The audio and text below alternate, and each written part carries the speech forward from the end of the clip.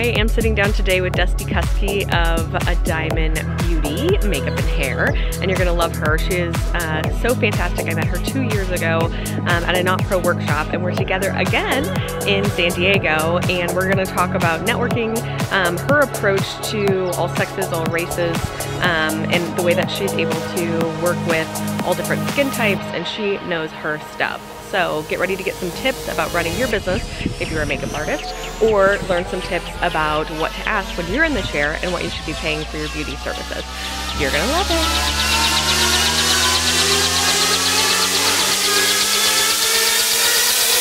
So we're here in California. Let's talk business. In San Diego, I know. I feel like I've seen you in LA. I've seen you in San Diego twice. Vegas.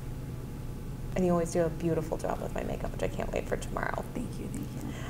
Let's talk about your journey. Okay. So what was your first gig? I actually don't know if I knew.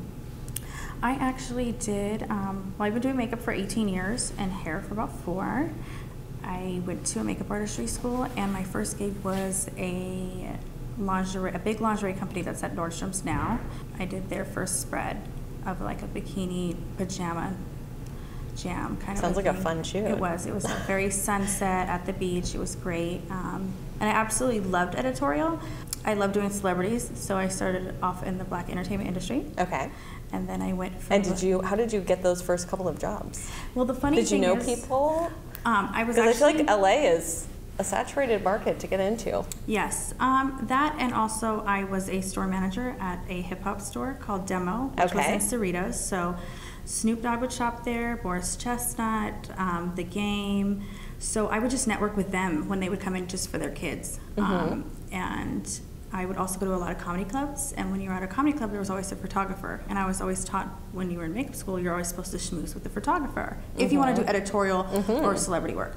So I schmoozed with him, and I worked with Humorable Magazine, which is the #1 like comedy magazine. So I do all the spreads and the cover. So I do most of my celebrities through there. The thing is, you know, when you're on set, it's definitely different than the wedding industry. It's, you know, like I said, hair, and then there's makeup. So you can't do both. And is that one of the reasons you got into hair, was like, if I want to work in the events industry, you know, or wedding industry, is that something you felt like you needed, or were you like, okay, let's up my skills and I'm interested in learning and growing more? It was upping my skills, learning and doing something different, and then also you can make more money when you're doing weddings. They want you to do both. And for me, I was just at an age where I had a daughter, and I didn't want to be on set for 12, 13 hours anymore. Because once your job is done, you sit in your chair and it's like makeup or hair, you go in. and then you go in and yes. Otherwise, you're just sitting there and you're eating craft services all day. So my other option was not a good for your health lifestyle either. I worked with another company, and we did all Disney weddings. So we did Disney weddings for 4.5 years, which I absolutely loved. Was one of my favorites. You can make pretty much, I want to say, the same amount of money as in the industry as you can doing a wedding in less time. So I loved doing that, and then I was like, what am I doing? I can do this on my own. And so I felt like you got to grow or go. And as an artist, we all know that. Did you have an aha moment where you were like, we're doing this? I did, and I'm very proud of how far I've come, because I've met so many amazing people. Well, I feel like I've known you over a year, and to see your business scale as much as it has is amazing. That's amazing. It was like I jumped right in, and then I just held on, just like you and Brian Leahy has suggested. Go to these events by yourself, network by yourself. Meet people. Yes, and now I can go literally anywhere by myself. I think it's good. I feel like sometimes when I go to events with other people, I really am like clinging to them. And I'm a social butterfly too, but I feel like when you're put in an environment that you're like, no, what do you want to drink? What do you want to drink? Who do you know here? All your time is sucked up with that person, that it is brave to go somewhere and just be there and have an idea of who's going to be there and who you want to know. And who you want to target, because you always, you know, I feel like there's so many people, there is a lot of cliques in the wedding industry, but I feel like you just have to break those boundaries, and even if somebody is a little bit more in the 2%, a little bit more snooty, I'm always still going to say hi, because I feel like your work is eventually going to speak for itself. You're going to want to know us. Well, we talked earlier about who your bride is, like who's the Dusty bride, and really it's so diverse. Like, you're not the type of makeup and hair artist or your team that does one type of ethnicity or one particular style, and I think your past from the entertainment industry, from Disney, from the work that you do now has really helped refine your skills. Honestly, the true talent is being able to work on all skin types and, you know facial shape and know how to communicate with different personalities even when you're sitting in a chair with them for 45 minutes. Yes, I would say that's absolutely correct. I think that when people ask me, what is your whole thing? My motto is always like, if you look good, you feel good. That's like my huge motto. That could be for anybody. But I always want to make sure that we have every ethnicity working with us. That was something I was taught, even with at MAC. It's all sexes, all races, all ages. When you're by yourself as an artist, you can only have a website with just brides, and then you have to have a website with your editorial and anything else. You can't have both because directors don't want to see that. But because I'm a company now, I'm allowed to be more wide-ranged, and I feel like, why wouldn't you want something that's more wide-ranged? Okay, Dusty, let's talk about what you're doing. My eyes look gorgeous. Thank you. We're currently putting blush on you. Step 2. Went with the browns, went with the eyes. We went with pinks and plums to pull out a little bit of, we pulled out her earrings, but we also wanted to bring out her eye color, bring out a little bit of that green with the purple yellow. So I think part of, developing your business is developing your personal brand. I think that's one thing that you do excellent at. I know we talked about how, when you go out, you got to be prepared for business. I think that's a lot with networking too, like how am I memorable? How am I, unforgettable? What is going to be that look that I'm, always on my top notch, especially in beauty, if that's what you're providing. Right. So how have you figured out your own confidence within your personal brand? I'm either for you or I'm not. I have that personality where you're like, is she nice or is she nice? But I'm super nice. But you're so friendly. I do sometimes suffer from the RBF face, but I do feel like I'm very, hey, how's it going? Because you never know who your next client's going to be. So you always have to be nice to everyone. I don't care if you're, whoever you are. And that could be male or female. But I do believe that you have to look good and feel good as yourself to portray that and have that same energy. Confidence, because too. You do introduce yourself before you speak. And I feel like I do because my hair speaks for itself, my tattoos speak for itself, just even the way I dress down to my heels.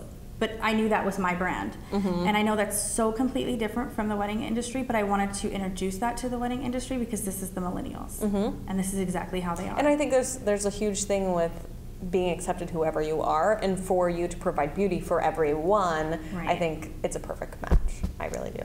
Oh, so. I stack my lashes, so I wear 2 at a time, all the time. Do you, when you're applying those, do you put them together and then put them on, or do you do it by layer? I do it by layer. What is your normal time to get ready? What is your 30 minutes for makeup and 30 minutes for hair. Okay. Let's talk about pricing. Yes, let's talk about pricing. Let's talk about pricing. I've even questioned when I'm hiring beauty services, like, what is normal? And I feel like that's, I know for me, time equals, money. And I think when you're hiring a creative service, that's so valuable to consider, especially even I think for hair and makeup is like transportation. Like the time it's taking you to get somewhere is also valuable. So what do you think are mistaken pricing things associated with the beauty industry? Well, I think I was always taught that it doesn't matter where you live, that there was never a travel fee. And it's so funny to me because when you come into the wedding industry, there's so many travel fees, and I've never known that because I feel like if you're going to work at certain areas, then you shouldn't charge a travel fee. If you're in LA, you shouldn't charge an LA travel fee. Especially if you're even not from LA, because before they wouldn't, on set, they wouldn't use you if you didn't live in LA. So you had to have like an LA number. So it's just so different how it's evolved. I do think time is money, but more so, I feel like you need to pay for, I always say you pay for what you get. Now I always say that you have to research your artists because we are very saturated now. So here comes the person who's learned in their garage and is Insta famous, and I want that because I want to look like her.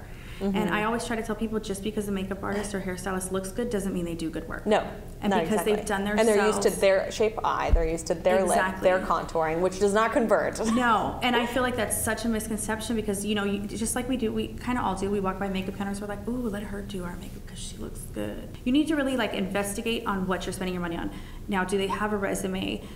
Did they go to school for it? Or who have they worked on? What type of experience do they have?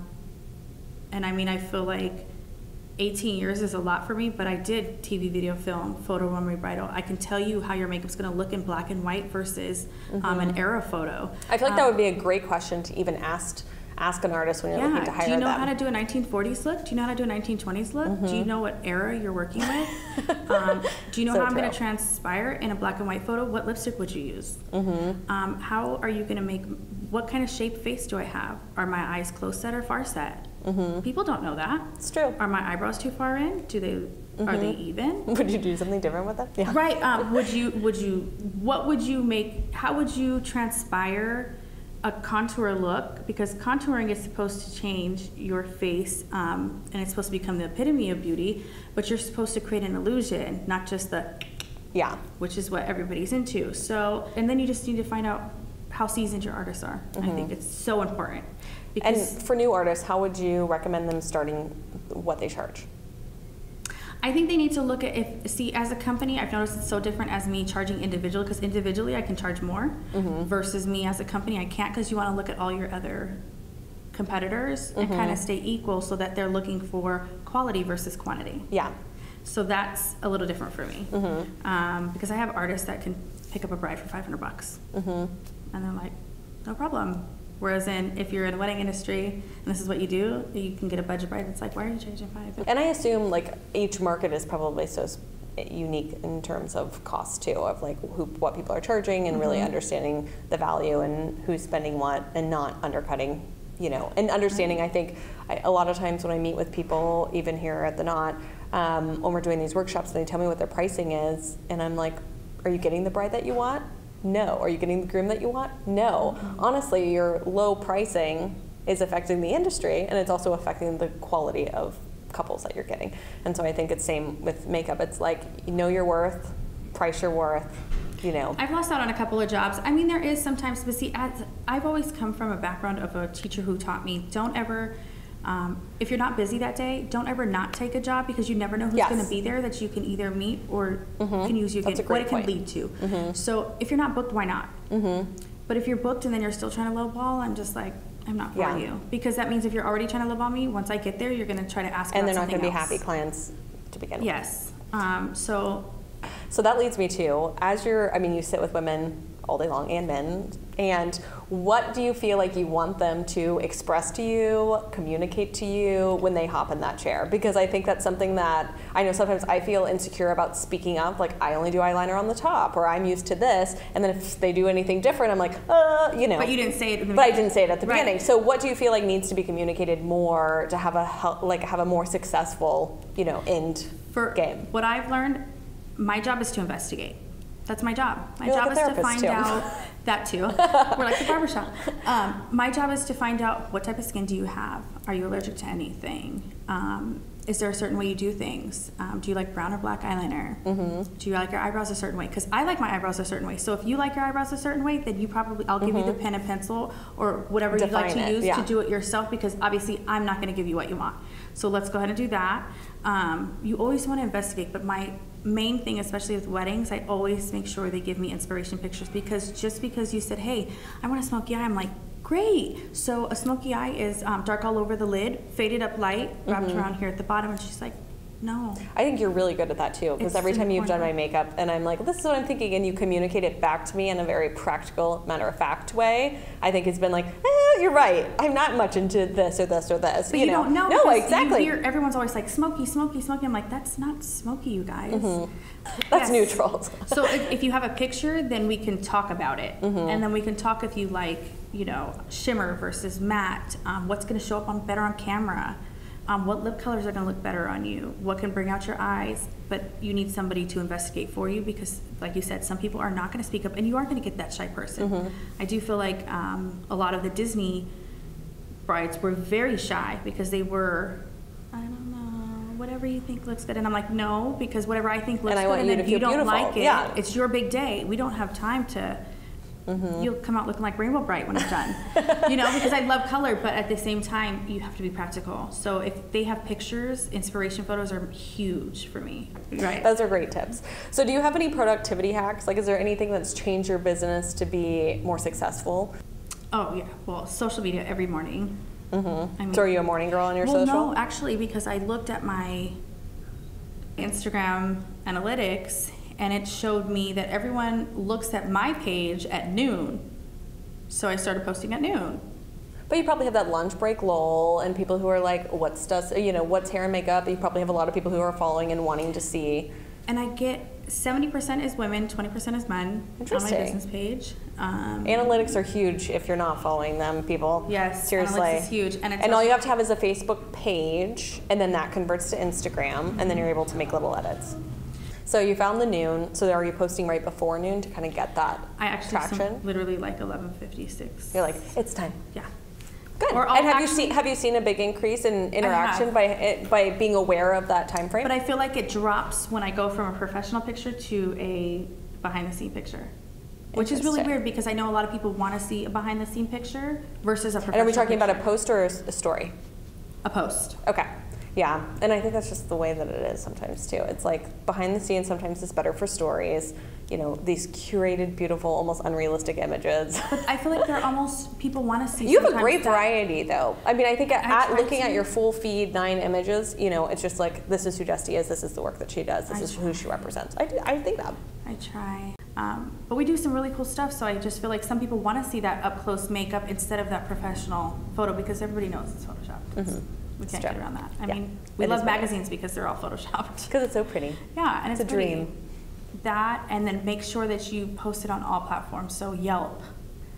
I always forget about Yelp. I know. I forget about Yelp too when I looked at it and I was like, ooh. You know what else I've been forgetting about? Twitter. And it generates so much traffic. But I'm not on Twitter. Oh. I haven't been on Twitter since it. I keep that in your back pocket so if you want to level up at some point. But I do need to get on my Pinterest game because I feel like they are huge. Yeah. Well, people are searching for images and inspiration. And then YouTube is huge. Really huge. So I need to use that more. But I do love my Instagram and I do love my Facebook. So people always know, oh, Dusty's here. How does she drive here to here? Like I think you create like a buzz. I mean, you know, people are like, oh, I just saw you were here. I just saw you were here. And I do, which awesome. I'm so grateful for it when people tell me that because I'm like, yes, my job is done. Yes, because that means that I'm staying irrelevant and it's almost like free marketing. Yeah, it totally is. The lunch space is being set, so we're heading to check it out before the guests get to see it. Pretty exciting. The combos of linen should be pretty fantastic. So Dusty, where can we find you on social? You can find me at Instagram at Diamond Beauty Hair and Makeup. You can find me on Facebook at Diamond Beauty Hair and Makeup. So you're probably wondering where I am. San Diego. Now I'm in rural Texas at Lake Buchanan. I'm enjoying a family reunion with all of my 5 younger siblings and my mom and my aunt and uncle. Stay tuned next week. I'm actually back in Temecula, California with a wonderful planner, Michelle Garabee. You're not going to want to miss it. Everybody.